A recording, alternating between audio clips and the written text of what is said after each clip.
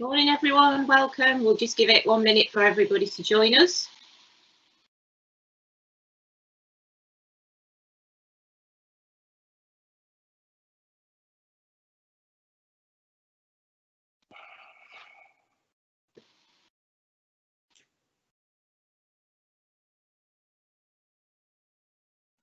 Okay, I will make a start. So good morning, welcome. Thank you to everyone for joining us on this webinar today. It's really great that so many of you were able to take time out of a very busy schedule to join us for this webinar this morning on the 6 pillars of SEND leadership in schools.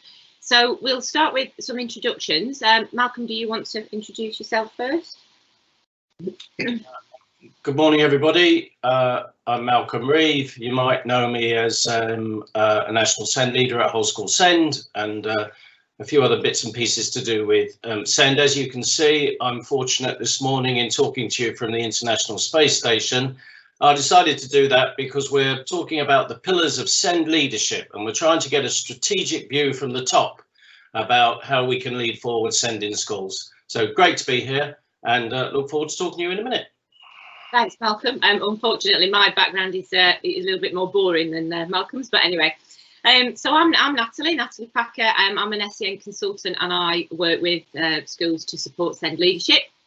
I also work with the East Midlands Academy Trust, EMAT, which is a multi-academy trust of 7 schools across Northamptonshire and Milton Keynes.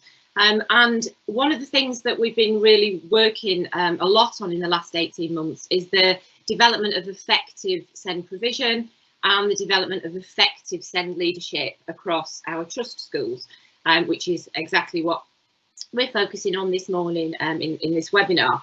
And just to give you a little bit of background of where the webinar came from, originally we'd planned to put on a face-to-face conference around SEND leadership back in June.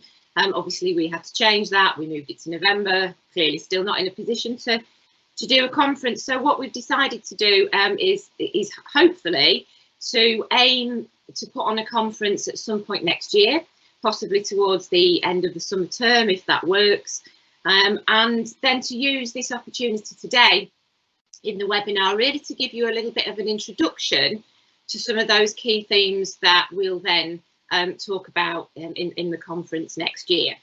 So there is an opportunity for you to add questions into the chat box if you want to do that. What we'll do is we won't try and answer questions during the presentation, but we'll come back to the questions right at the end and aim to answer as many of those as we can. There is the option for you to put on the live captions if you want to use those. So to do that, you'll need to click on the box at the bottom of the bar, on the bottom of your screen, the box with the 3 dots, which is the More Actions box, and then click Turn on Live Captions.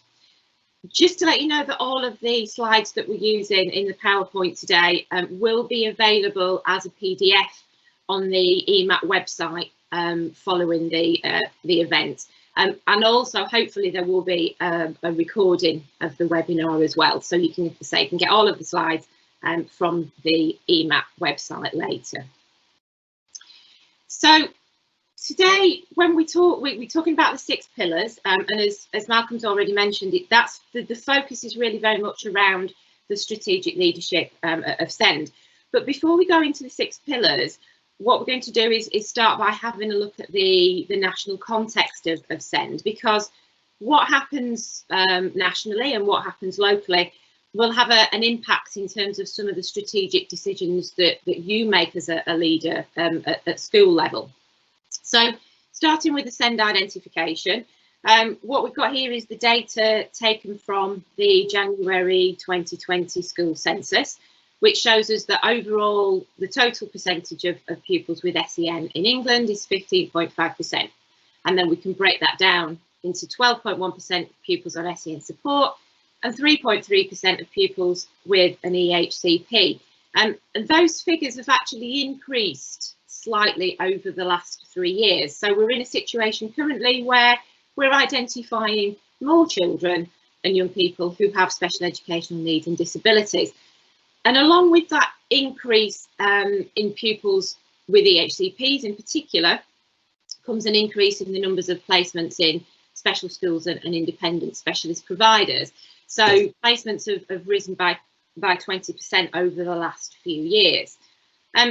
Despite that, though, what's happening in a number of local areas is that there still aren't enough placements to meet demand. And so many mainstream schools, and some of you will be in this position, many mainstream schools are finding that they're admitting children with more complex needs.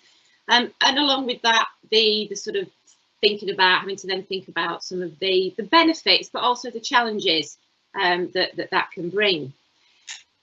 In terms of outcomes, the most recent DfE data shows that pupils with SEND are still at least 5 times more likely to be excluded, either to get fixed term exclusion or to be permanently excluded. So 5 times more likely than their non-SEND peers.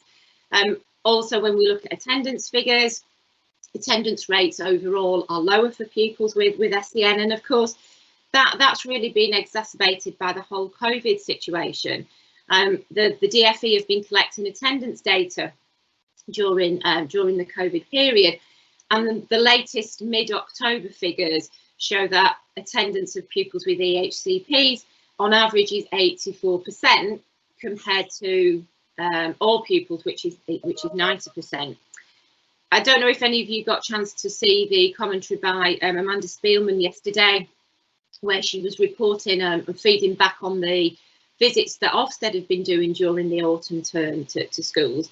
But one of the things that she said is that across all year groups, children with SEND have been seriously affected in terms of both their care and education. So this is quite a significant impact, if you like, that COVID has had on this particular group of pupils.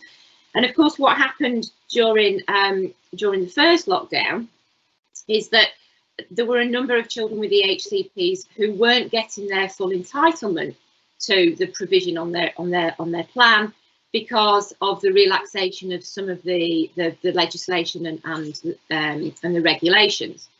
Now that we're in lockdown 2, all of those regulations are back in place.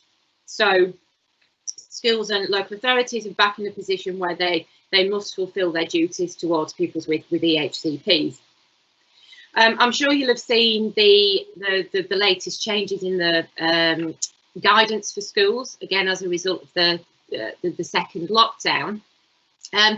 Many of you that have joined us today are from or work with mainstream schools, but I think it's just worth pointing out that it's also worth having a look at the guidance for special schools as well, because there's a couple of elements within there that relate to all pupils with education, health and care plans, no matter where they're educated.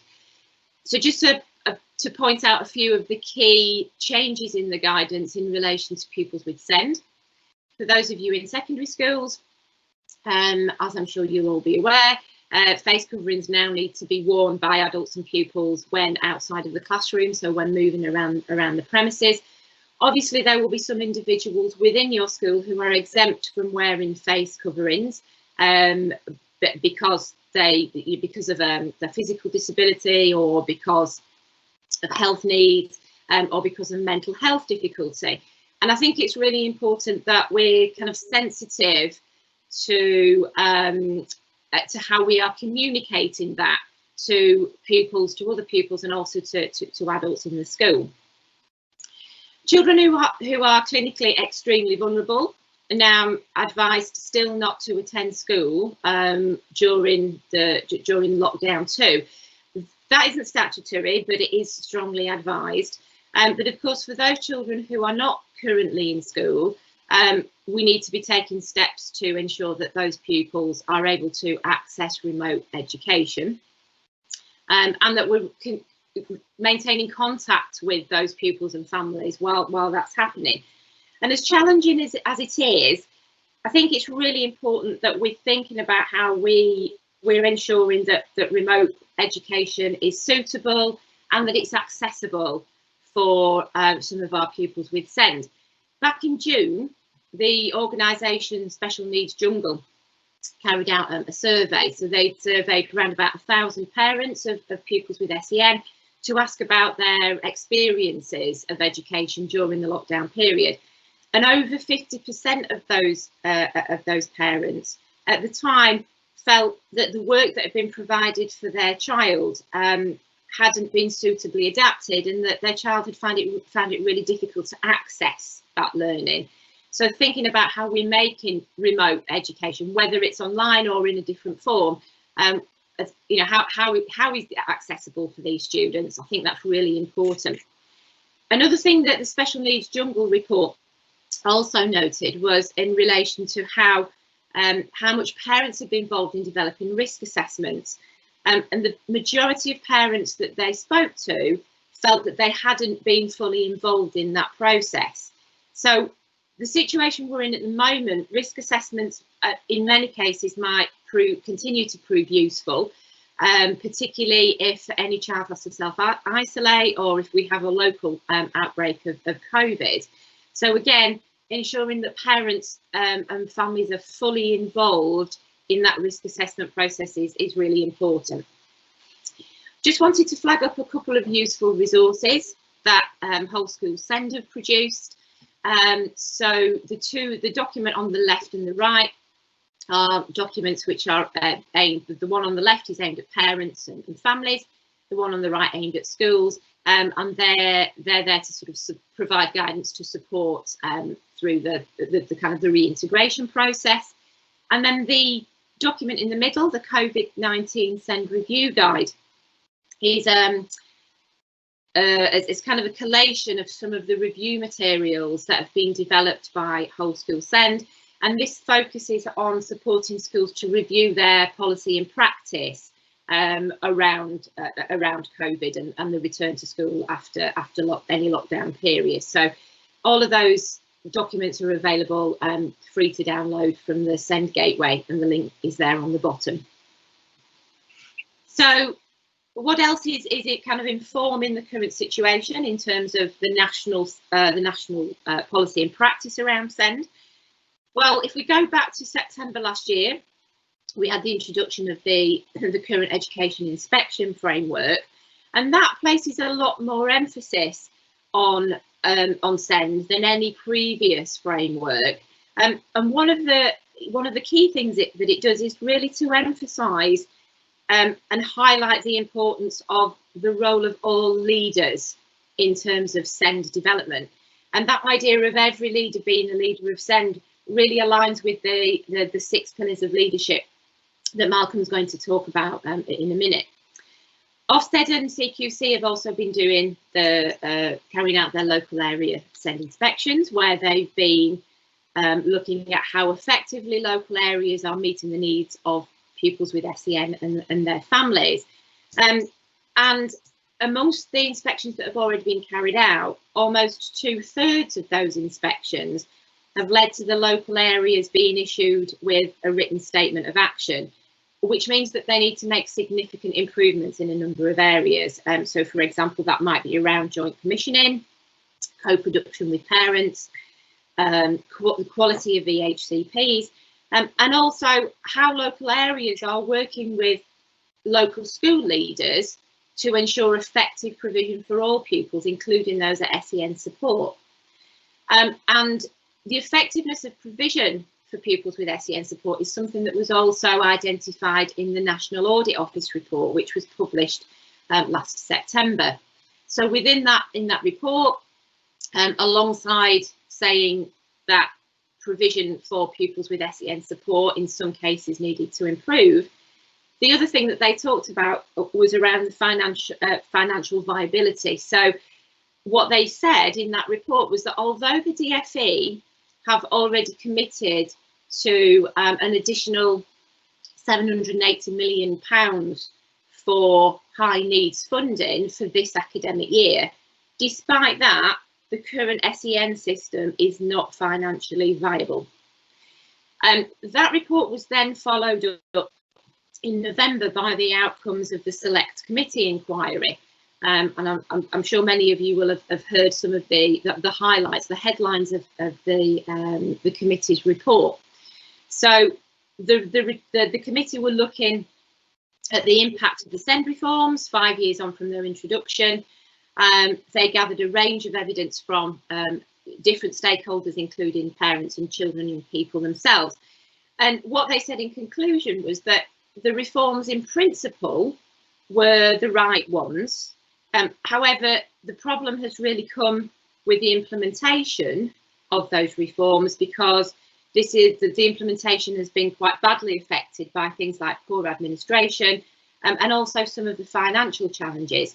So what's happened is that in some cases that's led to confusion, bureaucratic nightmares, in some cases unlawful practice, a real strain on resources, and all of this has led to too many adversarial experiences for children and young people and their families.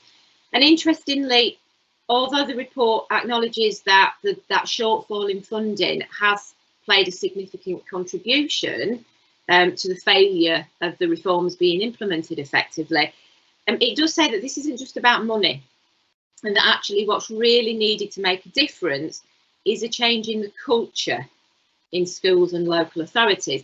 Now, if we think about that at school level, that change in culture can only really happen in schools if SEND is led from the top.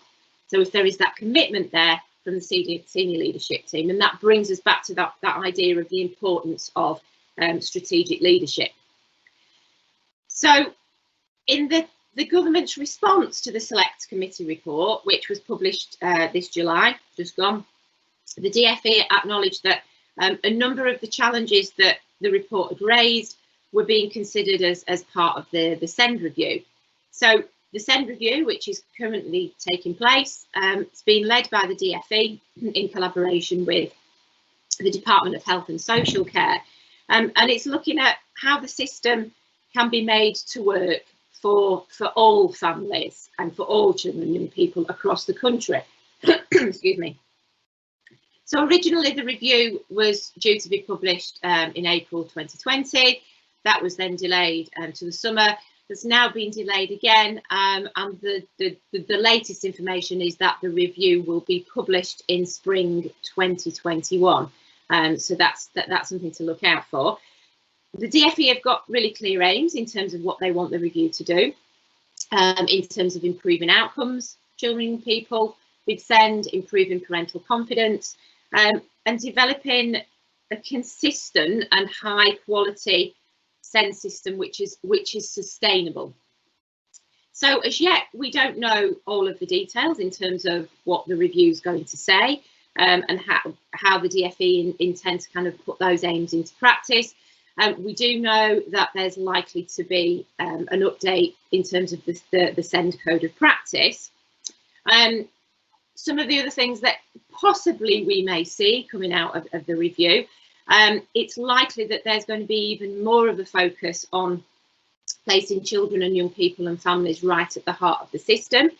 That was always the intention of the reforms anyway, but actually this system currently is failing too many children and families. So putting them back at the heart and ensuring that that really happens is going to be a key focus.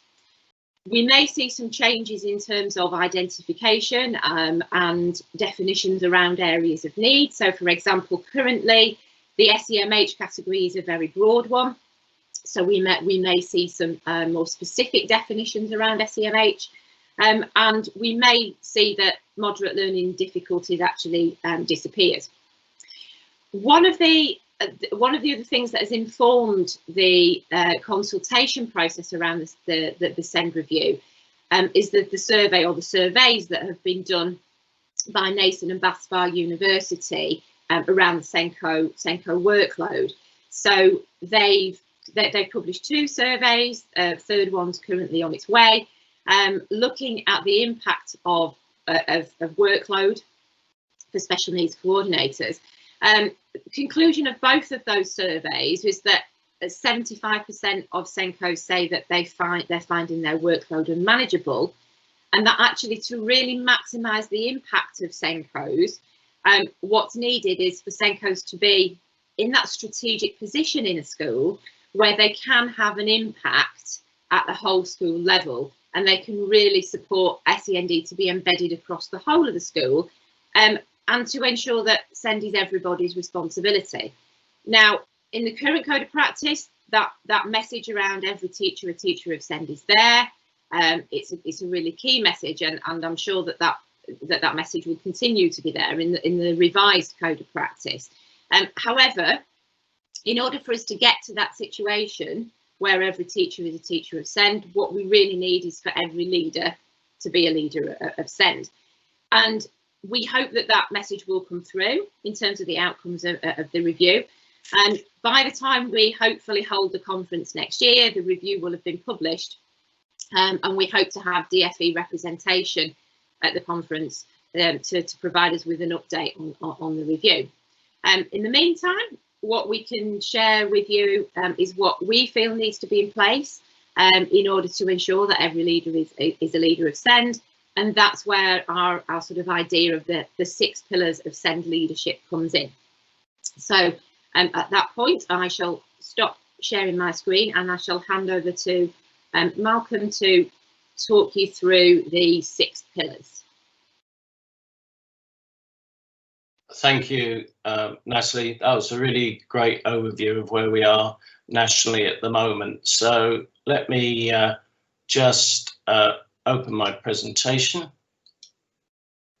and go into slideshow mode.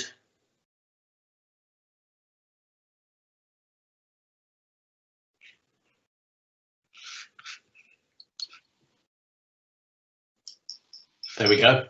So I'm going to start with this slide, and I'm building on what Natalie was saying about every leader being a leader of SEND, and just saying a little bit more about it at the beginning.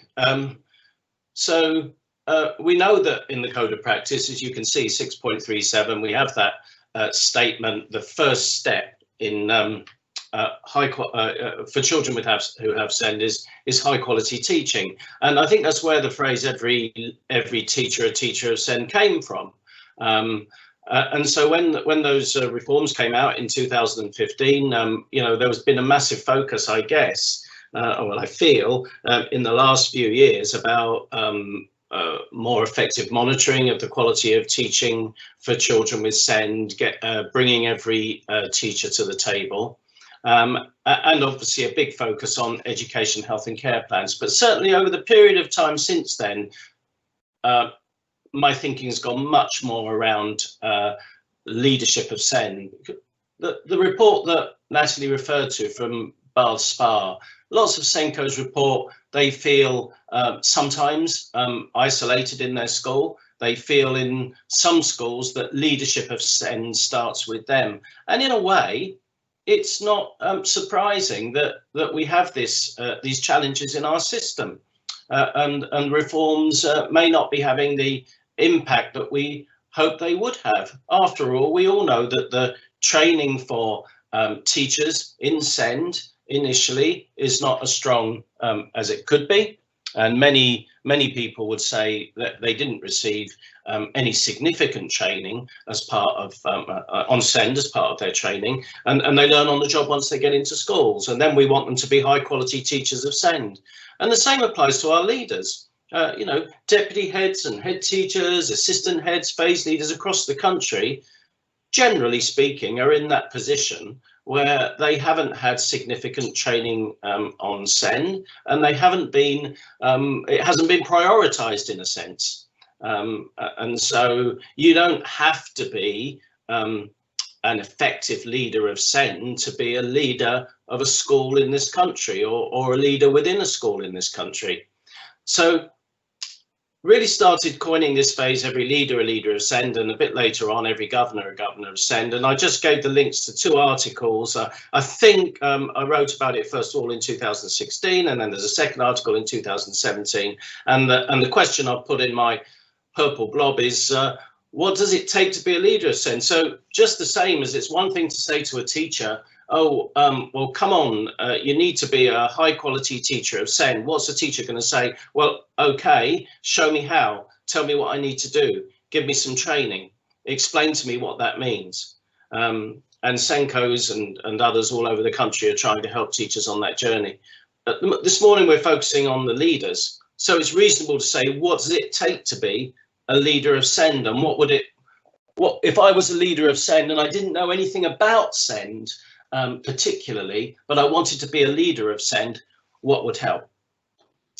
So these are the 6 pillars of SEND leadership, and view them as in a sense, a starting point for a discussion. The best attempt at the moment to come up with a framework which says, here are 6 things that could be in place in every school, which would help all leaders to be leaders of SEND. They're not the only 6 things that would need to be in place, but if we think strategically, it's a really good starting point.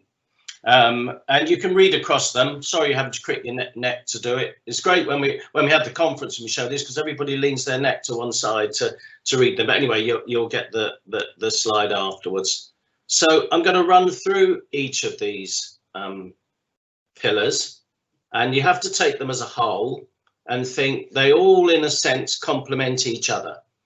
They're not. You can focus on one in isolation, but actually they all build up into a whole package that will support, I believe, any mainstream school in this country to have more effective leadership of SEND.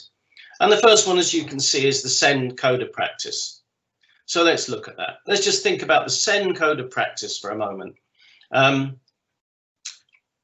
Came into force in September 2014. It was updated in January 2015. It's not been updated since. I wonder whose responsibility it is to understand the SEND Code of Practice. And I sort of think, in fact, it's everybody's responsibility. So it's certainly all leaders' responsibility, not just the SENCO's responsibility, and not just SEND specialists' responsibilities. And I've asked you that question: how many pages are in the Special Educational Needs Code of Practice? And I wonder if anybody knows. If anybody knows, put it in the chat now, or whatever it is that you can respond to, and we can congratulate that person in a moment. So I'll pause for 3 seconds while you do that.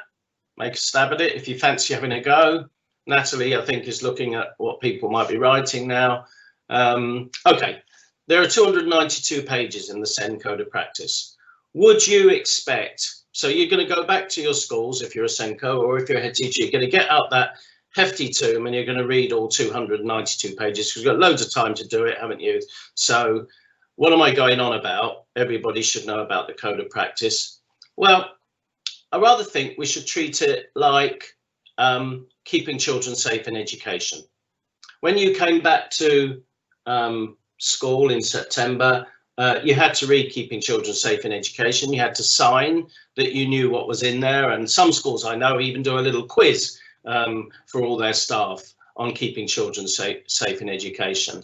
So I want to throw out there, why isn't SEND got a similar priority? I know the most important thing, of course, is keeping children safe, but just think of it this way. I wonder how many pages, chapter 6, there's a clue, isn't there? It's called Schools, chapter 6. I wonder how many pages that is. Well, in actual fact, it's only 18 pages. So you don't have to read 292 pages, but if every leader read the 18 pages on schools within the Code of Practice, that would be a pretty good way forward. That would be a good start. And I even went through and tried to sort of take out from the 18 pages 12, I think there's 12 bullet points on there with the paragraph reference that I think, if you're a leader, you should know.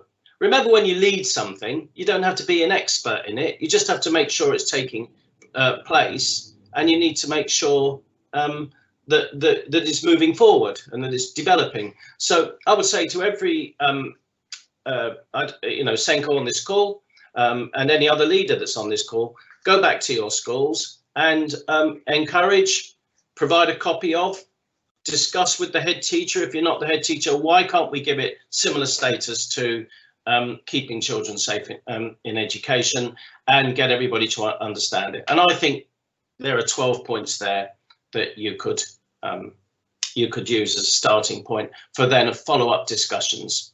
And I'm not going to go through them all now, because You know, this is part of a conference that's to take place later this year, but there you are. I've sown the seed. Code of practice is every leader's responsibility, especially chapter 6. Pillar 2 is to have a strategic overview of SEND. And I sort of think in all the work I've done with schools, one of the things I want to know right at the beginning is who are the children? I like to know, okay, what are we talking about here? How many children are there? And this idea of a strategic overview of SEND arose from going around doing lots of SEND reviews in schools, and I'd ask SENCOs, so tell me, talk to me about SEND. Tell me about SEND. And often a SENCO would get out a folder, which would have a list of all the children in the school with who were on the SEND register, and start telling me about them, which is great and fine, because they all had, you know, nearly every SENCO I spoke to had quite a detailed knowledge of each of those individual children. They knew them by name, they knew what their needs were, and they could tell me about them. But a strategic overview is an overview that says, do I know the patterns of SEND identification in my school? Do I know how they might be changing over time? And of course, 6.4 of the Code of Practice is an important paragraph. As you can read it there. School leaders and teaching staff, including the SENCO, should identify patterns. So I'll put in my blob on this page, not just the SENCO. It's not the SENCO's job to do it. It's not only the SENCO's job to know who the children are and to identify patterns. And look at it, 6.5. This identification pattern should be built into the overall approach to monitoring the progress and development of pupils. So, you know, it's called a strategic overview of SEND, and it's an attempt to get all leaders to the table in terms of understanding their SEND population in a more, I'm tempted to say intelligent and inverted commas way, but certainly, you know, in detail, and not just think, oh, these are the children with SEND. We happen to have 100 of them in the school. So in order to get that position where you can identify patterns, I suggest we start with the national data. And I suggest also that we start with the 4 broad areas of need. So you can see, I've put on the side in my blob here, who doesn't know the 4 broad areas of need?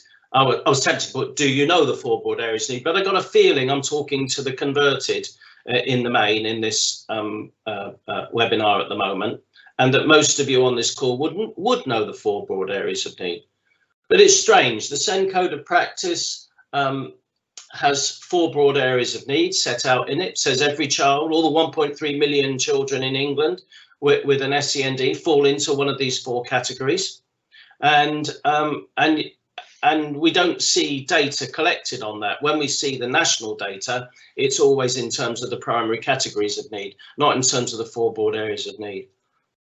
And the reason why I'm focusing on this for a moment is I think if you could get to the position where every leader in your school knew the breakdown of the 4 broad areas of need, and I might add leaders across a trust, knowing the breakdown across their trust, leaders of local authority, knowing the breakdown across their local authority, wherever they are, whatever organisation they run. This is leaders of the country. This is the national data on primary and secondary schools in England and the breakdown of the 4 broad areas of need.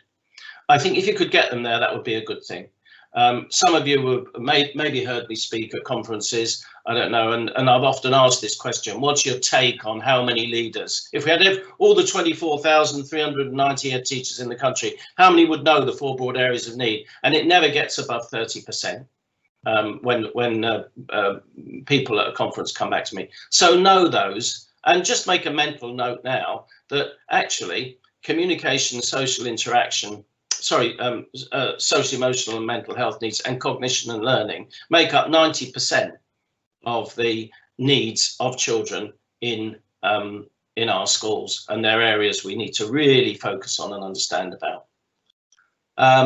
I just split it for you in terms of primary and secondary and phase, so that you can see the differences. And if we just work through them very quickly, where you can see sensory and physical, the light grey area is pretty much the same in primary and secondary. It's a relatively small percentage of the SEND population. And if we look at the grey area, the dark grey area, or SEMH, there's not a massive difference. There's more children with SEMH needs, sorry, not necessarily more children, but a greater percentage of children with SEMH in secondary compared to primary.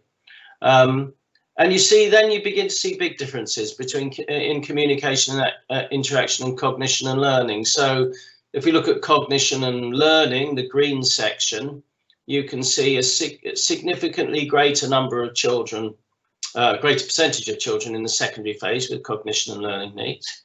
And look at that very, very big difference, almost double the number of children in primary phase with communication and interaction needs. And so if you're looking at that, you've got to think what's going on between the two orange bits, communication and interaction, and what's going on between the two green bits. And I'm not going to go into detail on that now. That'll have to wait for the conference, but I just want to point that out to you.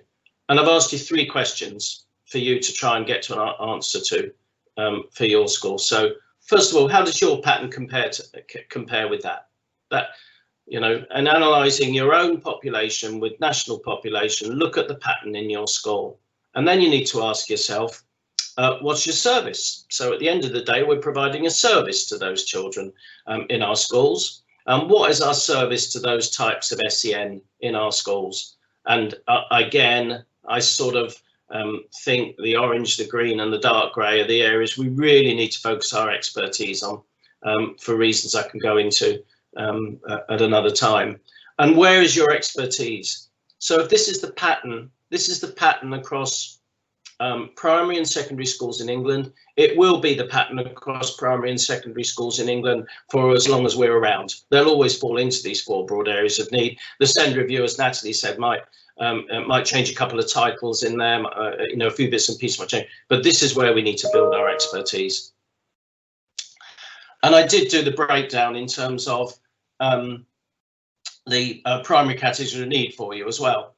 And you'll see how they play out. So the green are the cognition and learning categories of need. You can see the darker grey in the middle is SEMH. Orange is the communication and interaction categories, and the light grey are the sensory and physical categories, apart from other and NSA. And I'm not going into other and NSA at the moment. NSA, by the way, stands for no specialist assessment, for those who don't know. But what I'm really saying to you is there are 5 big areas of primary category of need which account for about 90% of children with SEN in England, in any local authority, in any academy trust or group of schools, and in any individual school. Almost guarantee that your pattern will be across those 5 areas there if you're a mainstream school in England. And it's the, in a sense, I sometimes refer to them as the big 5 because they're the big 5 we've got to develop our expertise in. So what is the pattern? What does that play out like in your school? And so I'm showing you here what a strategic overview for a school can look like. It's a sample school. It's not, don't look at the, don't necessarily take too much notice of the sizes of the histograms on there, but what do you want to know? What would a strategic overview be made up of? Well, it would be made up of, you would know the percentage and number, of course, numbers at the top here, 116 and 400 students in this school, but the percentage of children on SEN support and the percentage of children with education health care plan and statement. And you would compare that with the national percentages. The national percentages have just been, the current national percentages I've just given you in the preceding slides. So you would see how you compare. And here I've set out a sort of histogram so that you can see the comparison. Blue is national overall, as you can see. And so we're not, well, it's interesting to know, but the most important thing here is Sample Manor Academy is a secondary academy, and it wants to compare where it is with other secondary secondary schools in England. So that's the reason why we've got the red part in there. The second thing you want to know is what is the breakdown of your 4 broad areas of need. And this school happens to have a slightly higher number of children with sensory and physical needs, or percentage, but we've still got our 3 biggies, as it were, SEMH, communication, interaction and cognition and learning, and you can see how they can compare with national patterns. And the good thing about this is you begin to ask why. So why is it that this school, why are we doing this as leaders? So we can ask the questions. We're not aiming for a target. The red national figures aren't targets for us to aim for, but they're just figures which can help us inform our thinking and help us to ask questions. So why is this school having significantly less children with cognition and learning needs? It's about the same for communication interaction for secondaries. It's a bit higher for social, emotional and mental health. It's higher for sensory and physical. And look over here, it has got double the national average of children identified as other. The point is, it helps us to ask these questions by having a strategic overview. So why is that the pattern? And the next 2 sets of graphs you'd like, leave this one for the moment. The next 2 set you'd want is the breakdown of the primary categories of need. And here we see them in more detail, the breakdown of this school. So I can now answer the question I just asked you. Why is this school, Sample Manor Academy, identifying less children with cognition and learning needs? Well, the answer is it's identifying about 1/3 the national average with children with moderate learning difficulties. In terms of specific learning difficulties, it's about the same. And SLD and PMLD are very, very small percentages in a mainstream setting. So that is the reason why. That doesn't mean it's good. It doesn't mean it's bad. It just means that's why. So question, is it identifying all the children that it might do with cognition and learning needs? What systems, what assessments has it got in place to do this? It's not saying it's too low. It's good that there aren't large numbers of children just put on the register at moderate learning difficulties, but we can ask the question. And so on down. We're a bit lower here on speech and language and communication needs, and a bit higher on autism, and so on down. I won't labour it, but those 6 graphs, the SEN support, the identification, the 4 broad areas of need, and the primary types of need is the place to go first of all. Students on SEN support by year group, interesting to know that pattern. Why are there double the number of children with SEN at year 8 compared to what there are at year 11 in this school? And here's a few others that might form part of a strategic overview. Often overlooked, children that are identified both with an SEN and are disadvantaged children who may be receiving the pupil premium allowance. Always good to know the percentage of children that are on the SEN register that are, in a sense, also disadvantaged by poverty, and 30% in this school virtually. So 1/3 of children on SEN support in this school are in receipt of the pupil premium. It generates an amount of money. We all know how to generate that amount of money. 2 children who have SEND are also looked after. There's a smaller percentage with English as an additional language. And here's a profile of each year. And I find these helpful, and in discussions that Natalie and I have sometimes had with schools, we're able to look at this and say, well, look, that's the pattern in your year. How are you working? What are you doing? What's the service to these children with social emotional, these 5 in year 7, or these 5 children with a specific learning difficulty for which we read probably dyslexia? Where's the expertise in this, and who's supporting these children in this year, and how they're being supported? So you can use these charts to focus in on individual teachers. So I've given you a flavour of what a strategic overview of SEN looks like, and I've given you the national data, so hopefully that'll take you on begin you on a journey to try and do that yourself. Okay, I was just thinking, I thought I'd put a reference in here to the national data. and I haven't.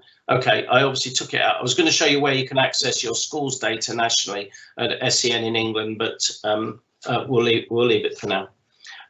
So SEND review report is the third pillar. So Whole School SEND produce a SEND review guide. Natalie referred to it at the beginning, and you can access it here by following this, what's it called, hyperlink. So the purpose is for a school to take the lead in evaluating its own SEN provision.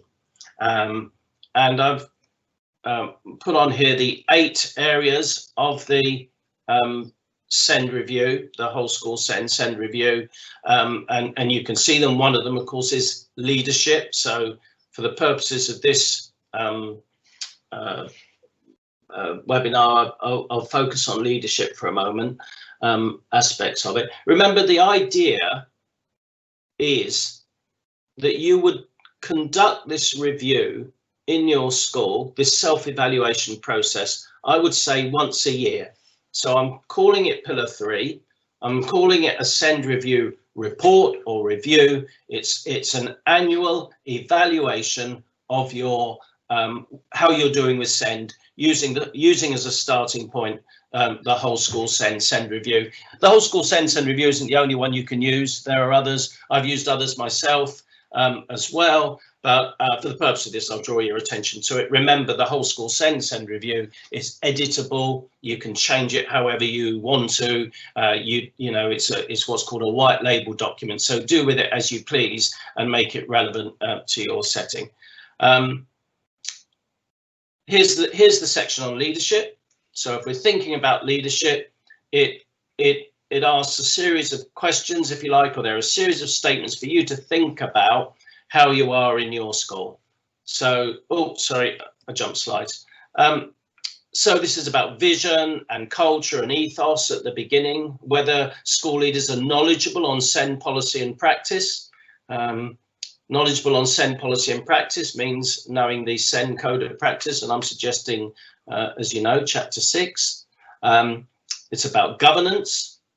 It's about the SENCO working closely alongside the head teacher, not being isolated, maybe being on the senior leadership team, certainly being part of an extended leadership team, that there's a development plan in place for SEND, roles and responsibilities are clear, and so on. So it's a series of questions. You would normally want to do this with a colleague, so you might invite in a colleague from another school to support you with this, an external person, to give if you like, an objective third-person view to help inform it. And what I want to say to you today, it is absolutely 100% vital that the head teacher is involved in this whole process. It is not a job for 2 SENCOs to get together and review how they're doing. I've been in that position lots of times before, and unless the head teacher's involved, it doesn't have impact. I'd love to see some head teachers and other leaders actively taking part in these SEND reviews when they take place. So please take away that as a message. It is not something everybody else does and then puts at on the head teacher's desk. They've got to be part of it. I just wanted to show you an excerpt. This is the leadership section. Here's the series of questions. I find it helpful if a school can rag itself against these questions or against these statements. It forms a great discussion. And then after one's considered that, one can consider some of the strengths of leadership in the school and some of the recommendations for leadership in the school. And obviously recommendations are going to come out of where a school's ragging itself red down here, and strengths are going to be where it's green. But that can be a great discussion to have in a school. And I think what I just wanted to show you in this slide, in terms of the whole school, in terms of a SEND review report, whether it's the whole school SEND one or not, is what's really helpful at the end is to have 3 key recommendations and 3 key strengths identified. I'm saying 3, it could be 3, 4, or 5, but it certainly wouldn't be 23, 24, 25, 30. If there are 8 areas of the SEND review and you've got 4 recommendations on each, then you've got 32 recommendations to carry forward. That's just too much for anybody. So reduce it down to what are the 3 key recommendations. And the phrase you can see that I put in on this review that I wrote, these are the 3 immediate priorities from the recommendations below. So there'll be recommendations in each area or actions in each area, but these are the 3 ones that will take the school forward as quickly as possible at that particular time. You can review it later and update it. So I think a SEND review report each year in schools is a requirement in terms of leadership. And now I bring you to the subject of SEND in a nutshell. So pillar 4, this before you is a SEND in a nutshell Spider-Man primary school, and you can see it's broken into 4, you might call them quadrants, 4 squares basically, making up one PowerPoint slide. Top left, identification, bottom left, the key metrics for data for children with SEN, absence, exclusions and outcomes, something on high quality teaching and learning in the top right, and the strengths and areas for development. And the idea behind a nutshell is it's 1 page only. It's a nice visual. It conveys a lot of information and allows anybody to quickly understand and get an overview of the school, and at the second and as a second point, ask questions about it. So let me just take you through it, and then I'll show you a secondary version. This is a primary, as you can see. So here we see those graphs that I mentioned to you earlier under identification, the 3 key graphs, if you like. You could put others in, but these are the 3 key ones. We know how the school is, its identification pattern overall of SEN compared to national in terms of SEN support and in terms of EHCPs. We know what the profile of the school is compared to national full broad areas, and we can see what the profile of the school is in terms of primary categories of need. And of course, we can ask some of the questions about that now that we can see it. So why is it identifying over twice the national average for SEMH? Is one example of a question that one might want to ask this particular school. And why is it significantly lower than the national average for primary schools in terms of cognition and learning, so on. Now down here, what you've got, this is, I'm moving on to this section, which has got a load of numbers, and you can see I've got some red and green shading in there that I've done. Let's just look at this top line, absence. So it gives the national data on absences in schools in England in 2018-19, primary schools in England in 2019. So we got the national, all children with no SEND, not children without special education needs, what's the percentage of sessions missed in primary schools? It's 3.7%. This school, they miss 3.6% if they haven't got a special education need. And all I've done is shaded it green because I'm saying, well, that's okay. They're above national. I'm not saying it's perfect or anything like that, but it's just a way of giving a quick indicator of how a school's doing.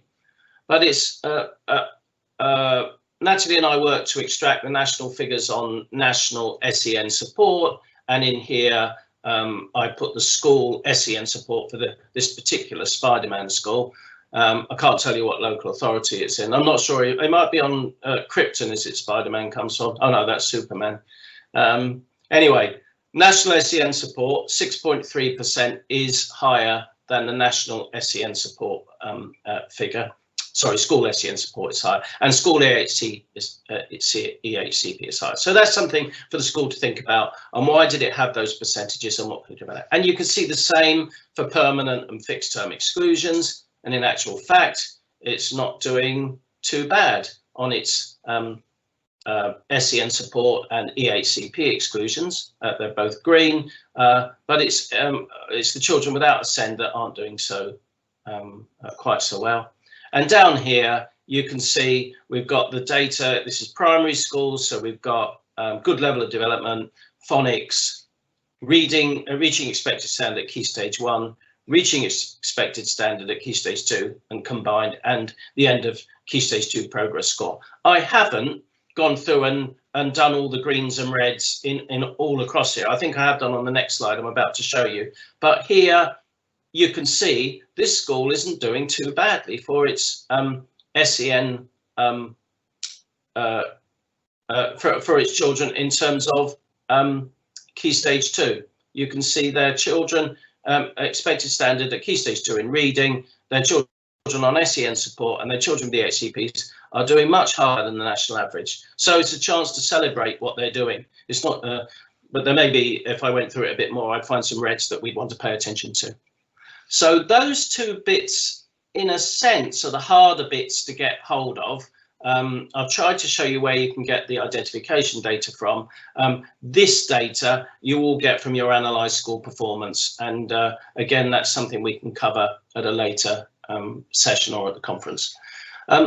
Top right, this isn't necessarily exactly the right way to say, but it's a chance to celebrate what the school's doing in terms of high quality teaching and intervention. And here we've got a statement, 3 ways we're supporting pupils with SEND and their families during COVID-19 and strengths and areas for development. Here's a secondary one. I'm not going to go through it all again. It's just that you can see down here, we've got Key Stage 4 outcomes instead of Attainment 8 and Progress 8. Everything else is the same. But what I did over here is just changed, just so you could show what you could do, changed the questions here or the opportunity to make statements here on this secondary version. You'd have to think which one's best for you, but I've just given you 2 examples that you could use. This is a great document for governors. It's a great document for all leaders. It contains no personal data, can go up in the staff room, it can be wherever you need it to be. It's a great starting point for a discussion if anybody comes in for an external evaluation of your school, a review or an Ofsted inspector or somebody like that. It gives a lot of information that will be really helpful to everybody in their leadership roles. So I commend it to you as a way forward and hope this example of a template and what it might look like is helpful. I just threw in this. There's no point having a review if you haven't got a development plan. There's no point having all the data and information on identification if you haven't got a development plan. So I just wanted to show you a template which is a 1-page development plan. And I've obviously anonymized it, but it's saying, and I've taken out the vision, but up here you put your vision. Here we are over 3 terms. And in this case, so it's a 1-year development plan for the school. And then you put in your main themes that you need to work on, and you put in the actions you're going to take towards them, and colour in these squares as you move towards those, successfully complete those actions, or indeed move them on if you don't have time to do it in that particular term. But the thing I like about it is a bit like the nutshell was 1 page, this is 1 page as well. And so if you find that helpful, then great. I call it a transformation plan, but it's better than a 30-page development plan in terms of understanding what to do. Last pillar, Ofsted and SEND. So Ofsted, the new Ofsted framework is much more inclusive in its conception and intention than ever before. You can't say fairer than Ofsted intends to be a force for improving the education available for all learners with SEND.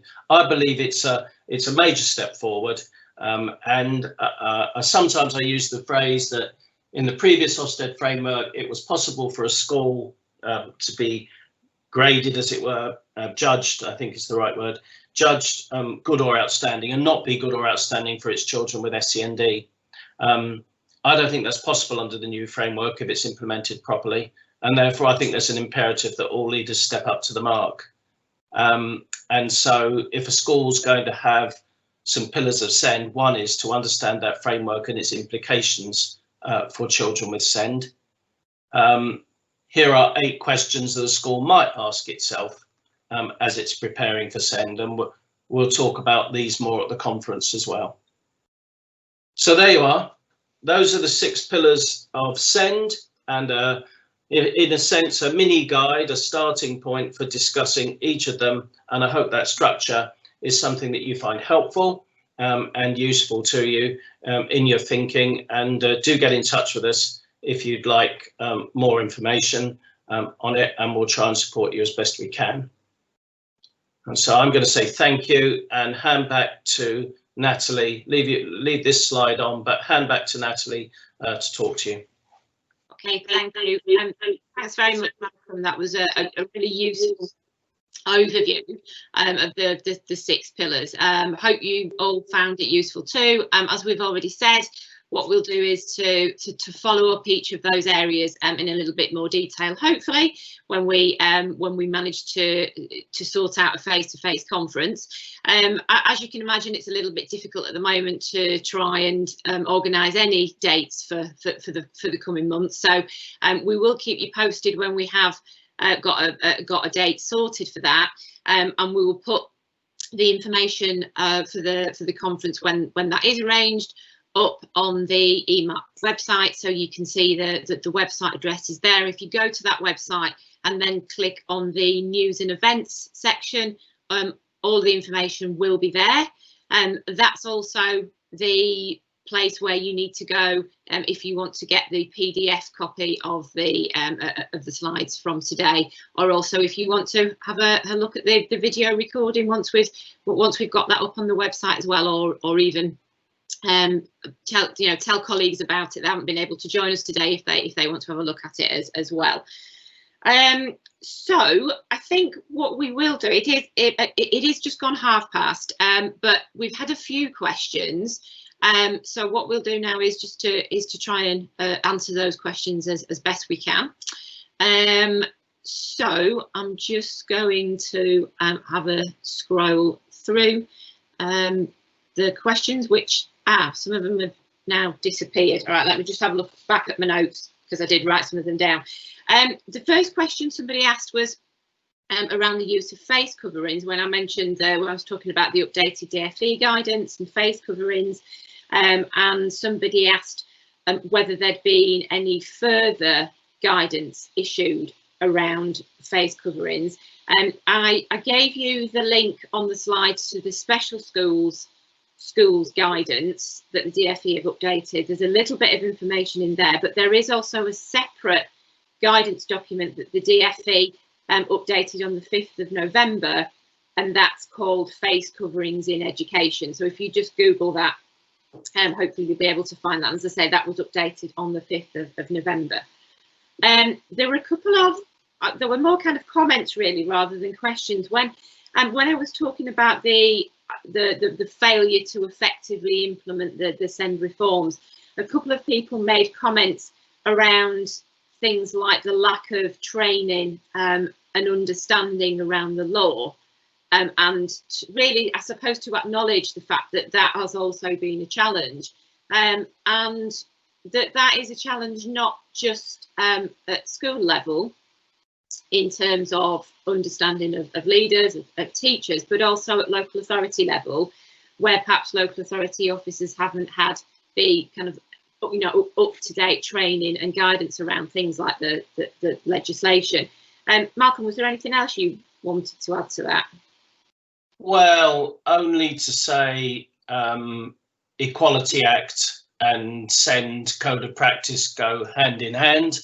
Understanding Part 4 of the Equality Act in terms of SEN is key, and one of the things that's really important is that we mentioned about exclusions. We've got to treat every person with SEN from the point of view that they could well be recognised as a disabled person under the Disability Act, and therefore those rules apply. So when people ask about the law, I just want to say that's important to know, and people ought to be up to speed on it. And as you say, and I think if people read chapter 16 of chapter 6 of the Code of Practice, that will put them in a better place. Okay, thank you. And actually, just following up on that, there was a question around our view on the primacy of the law over the code when the code is only guidance, and what did we think about that? Right, the law takes primacy, obviously, but a person is classified as disabled if they have a condition which is long term, is sustainable and long term. So that's why I say we may regard any person with an SEN as having a disability, because they're more, if they've got an SEN, it's likely to be long term, and that will certainly be something we ought to consider. And where it really comes to, what should we say, to the fore, is when schools are considering excluding children with SEN and not taking into account potentially the nature of their SEN. So they're thinking about school discipline rather than in the absence of thinking about whether the child's got an SEN, a special educational need, and the risk that they could then be in contravention of the law. So really important that that is thought about carefully for any potential exclusions. Okay, brilliant, thank you. There was a question around when Malcolm was talking about the strategic overview and the 4 broad areas of need.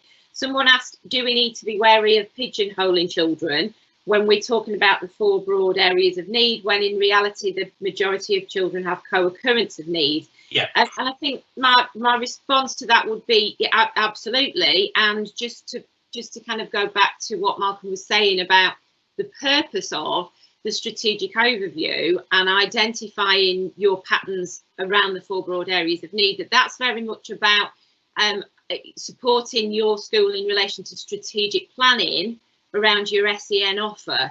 And for example, understanding that if you have a significant majority of pupils who have communication interaction needs, that's where your offer needs to be focused, as opposed to using the 4 broad areas to talk about individual children. Because of course, when we're talking about children, yes, absolutely, we need to know, it's important that we know exactly what their needs are, and clearly, as you say, for many children there will be co-occurrence of needs. So I think it's just about ensuring you fully understand the purpose of the strategic overview and the difference when we're talking about individual children, and the need to understand a child as a child and everything that comes as part of that child.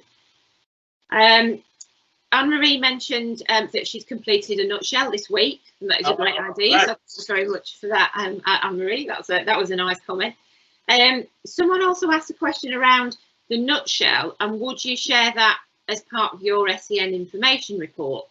I'll let Malcolm come in a minute, but my initial answer to that would be predominantly when we developed the nutshell, the audience was very much for leaders and for governors, and to use, as Malcolm said, if you have external validators, for example. The SEN information report, the audience for the report is for parents. So I suppose you would really need to think about, well, what information on there would be useful to share with parents. So for example, there's the section around high quality teaching and interventions as an overview might be useful for parents. So I just think you need to think about whether you'd share it as it stands at the moment, or whether you'd perhaps want to alter it if you were going to share it as part of your SEN information report. Anything else you want to add to that, Malcolm? Yeah, I think fundamentally, I would say in answer to that question, you'd share the right-hand side, not the left-hand side. I think the identification patterns in the school and the data in the school is for, if I can use the word without being disrespectful, the professionals in the school, for leaders in the school to use as tools for them to reflect on their own provision. But the stuff on the right, which is about what you're doing to support learners in terms of the provision you've got in place in the school, and why wouldn't a parent know about the 3 key things you're working on at the moment, and the 3 things that you think are strengths of the school, and test that out with, in a sense, with parents, because parents I think the best practice is when parents are part of the co-construction of the SEN information report. So my straightforward answer is share the right hand side, don't share the left. Okay, thank you. I think that's it. I think we've answered all of the questions. But the very last question, Anne-Marie, who's already done a nutshell, also said, thanks for the webinar, when's the next one? I'm not sure about another webinar, but we will hopefully, as I said before, do the conference next year, and more information on that to follow. Okay, so I think, as I said, I think we've answered all the questions. So again, thanks ever so much to everyone for joining us today. Thanks also to Joni, who's been in the background sorting out everything for the conference, and for Daryl, who helped us with some of the IT challenges that we've had to get this webinar up and running. But it looks like it's all gone smoothly, so that's good. And thanks for all your positive comments as well. Those of you that have said how useful you found the webinar. So thank you, and see you again soon.